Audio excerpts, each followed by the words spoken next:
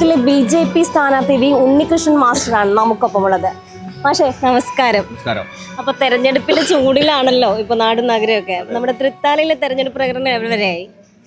തൃത്താലയിൽ ഞാൻ നാളെ മുതൽ 3ാം ഘട്ട തെരഞ്ഞെടുപ്പ് പ്രചരണത്തിലേക്ക് കടക്കുകയാണ്. കഴിഞ്ഞ നിരവധി ദിവസങ്ങളിലായി തൃത്താലയിൽ പര്യടനം നടത്തുമ്പോൾ എനിക്ക് കിട്ടുന്ന ഫീഡ്ബാക്ക് തൃത്താലയും മാറാൻ തയ്യാറായിരിക്കുന്നു എന്നുള്ളതാണ്. ഇന്നലെ ഞങ്ങളുടെ കൺവെൻഷൻ കൂറ്റനാട് നടന്നിരുന്നു. ശ്രീ സുരേഷ് ഗോപി കേന്ദ്രമന്ത്രിയാണ് അതിൽ പങ്കെടുത്തിട്ടുണ്ട്. മറ്റു രണ്ടു കൂട്ടരും നടത്തിയ കൺവെൻഷനേക്കാൾ കവച്ചു വെക്കുന്ന രീതിയിൽ 2000-ഓളം പേരാണ് ആ കൺവെൻഷനിൽ പങ്കെടുക്കാൻ വേണ്ടി എത്തിച്ചേർന്നുള്ളത്. കഴിഞ്ഞ 5 വർഷമായി മന്ത്രിയാണ്, CPM-ൻ്റെ മന്ത്രിയാണ് ഈ മണ്ഡലത്തെ പ്രതിനിധാനം ചെയ്യുന്നത്. അതിന് തൊട്ടു മുമ്പ് കോൺഗ്രസിൻ്റെ MLA ആണ് ഇതിനെ പ്രതിനിധാനം ചെയ്തത്. 10 വർഷം, 5 വർഷം LDF-നെയും 5 വർഷം UDF-നെയും ഇവർ പരീക്ഷിച്ചു. പക്ഷേ തൃത്താലയുടെ വികസന സ്വപ്നങ്ങൾ സാക്ഷാത്കരിക്കാൻ അവർക്ക് സാധിച്ചിട്ടില്ല എന്നുള്ള തിരിച്ചറിവുണ്ട്. കുടിവെള്ള പ്രശ്നമുണ്ട്, അത് പരിഹരിക്കാൻ കഴിഞ്ഞിട്ടില്ല. അതുപോലെ തന്നെ പല സ്ഥലങ്ങളിലുമുള്ള പാവപ്പെട്ടവർ താമസിക്കുന്ന കേന്ദ്രങ്ങളിൽ വീടുകളില്ല. അതോടൊപ്പം തന്നെ കാർഷിക മേഖലയിൽ വികസനമില്ല, ജലസേചന സൗകര്യങ്ങളില്ല. അങ്ങനെ വളരെ നിരാശരായ ഒരു ജനതയാണ് എനിക്കിവിടെ കാണാൻ സാധിച്ചിട്ടുള്ളത്.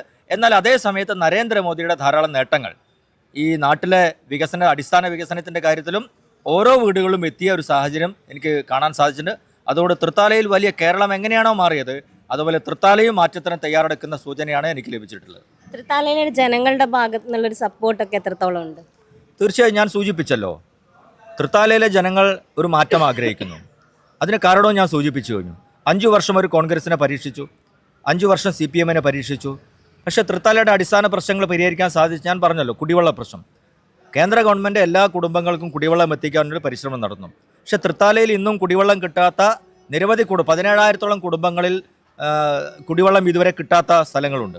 അതുപോലെ തന്നെ ഇപ്പോഴത്തെ മന്ത്രി, അതിനു മുൻപ് VT ബൽറാം MLA ഉദ്ഘാടനം ചെയ്ത ഹാബിറ്റാറ്റ് എന്ന കമ്പനിക്ക് നൽകിയ നിരവധി കെട്ടിടങ്ങളുണ്ട്.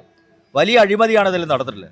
ആ കെട്ടിടങ്ങളെല്ലാം പണി പൂർത്തിയാവുന്നതിന് മുൻപ് തന്നെ അത് ഉദ്ഘാടനം ചെയ്ത് കഴിഞ്ഞു.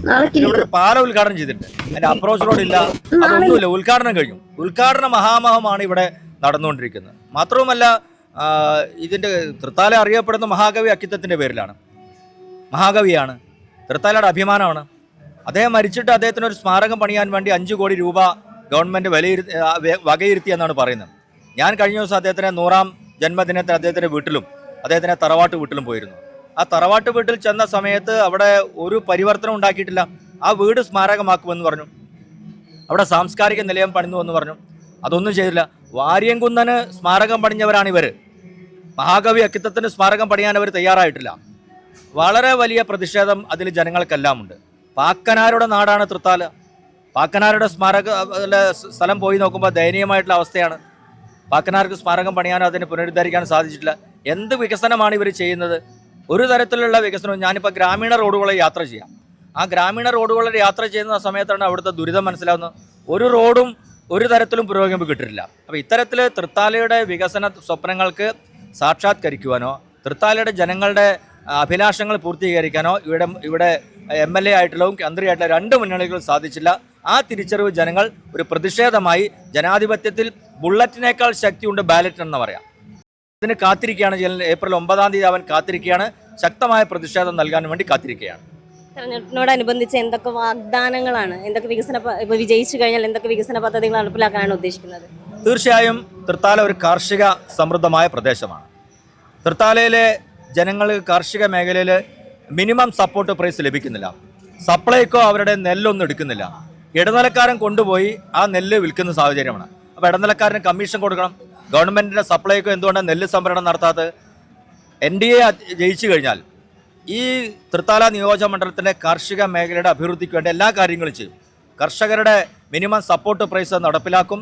ജലസേചന സൗകര്യമുണ്ട്, ഒരു കായലുണ്ട്, പട്ടിത്തറയിലൂടെയും അതുപോലെ തന്നെ തൃത്താലയിലൂടെയൊക്കെ ഒഴുകുന്ന വട്ടത്താണി വഴി ഒഴുകുന്ന ഒരു കായലുണ്ട്. ആ കായൽ സമൃദ്ധമാണ്.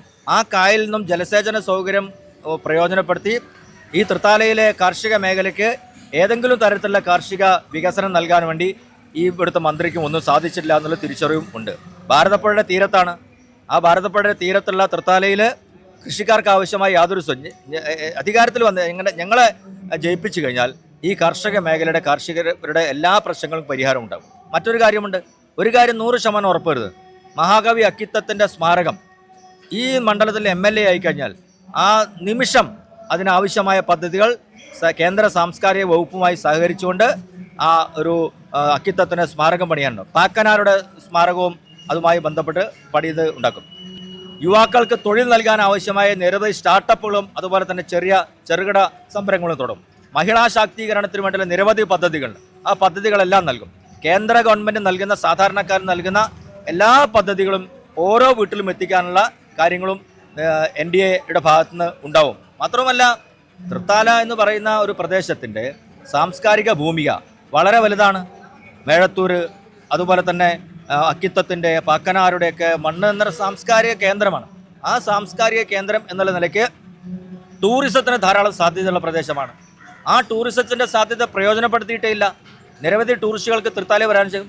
ഞാൻ പറഞ്ഞു വരുന്നത്, ഇവരല്ല LDFും UDFും തൃത്താലയിലെ ജനങ്ങൾ ഇത്രയും കാലം വോട്ടുകുത്തി യന്ത്രങ്ങളാണ് ആയിട്ടാണ് കണ്ടത്. കഴിഞ്ഞ 2021 വരെയുള്ള തെരഞ്ഞെടുപ്പുകളിൽ അവർക്ക് മൂന്നാമതൊരു ഓപ്ഷൻ ഉണ്ടായിരുന്നില്ല.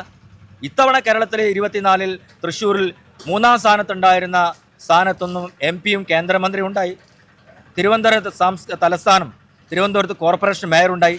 ഇത്തവണ വോട്ട് ചോദിക്കാൻ ചെല്ലുന്ന സമയത്ത് അവർ പറയുന്നത്, ഇത്തവണ NDA ജയിക്കും, BJP ജയിക്കും, നിങ്ങൾ തൃശ്ശൂർ ജയിച്ചില്ലേ, നിങ്ങൾ തിരുവനന്തപുരം കോർപ്പറേഷൻ ജയിച്ചില്ലേ. അനിവാര്യമായ മാറ്റത്തിന് അനിഷേധ്യമായ ബദലായി NDA ഉയർന്നു വന്നുകൊണ്ട് ഈ നാട്ടിലെ ജനങ്ങൾ ഇത്തവണ NDAക്ക് എങ്ങനെയാണോ തൃശ്ശൂർ മാറിയത്, എങ്ങനെയാണോ തിരുവനന്തപുരം മാറിയത്, അതേ രീതിയിൽ തൃത്താലയും മാറ്റാൻ വേണ്ടി അവർ തയ്യാറെടുത്തിരിക്കുകയാണ്. തൃത്താലയിലെ ജനങ്ങൾക്ക് അവരുടെ സ്വപ്നങ്ങളും സാക്ഷാത്കരിക്കുന്ന എല്ലാ കാര്യങ്ങളും ഒരു വലിയ പദ്ധതി തന്നെ, ഒരു വികസന രൂപരേഖ തന്നെ മുന്നിൽ വെച്ചുകൊണ്ടാണ് ഞങ്ങൾ ഈ തെരഞ്ഞെടുപ്പിനെ നേരിടുന്നത്. ഒരു നല്ലൊരു വിജയം ആശംസിക്കുകയാണ്. Thank you. അപ്പോൾ നല്ലൊരു വിജയത്തിന് വേണ്ടിയിട്ടാണ് നമ്മുടെ തൃത്താല മണ്ഡലത്തിലെ BJP സ്ഥാനാർത്ഥി മത്സര രംഗത്ത് സജീവമായിക്കൊണ്ടിരിക്കുന്നത്.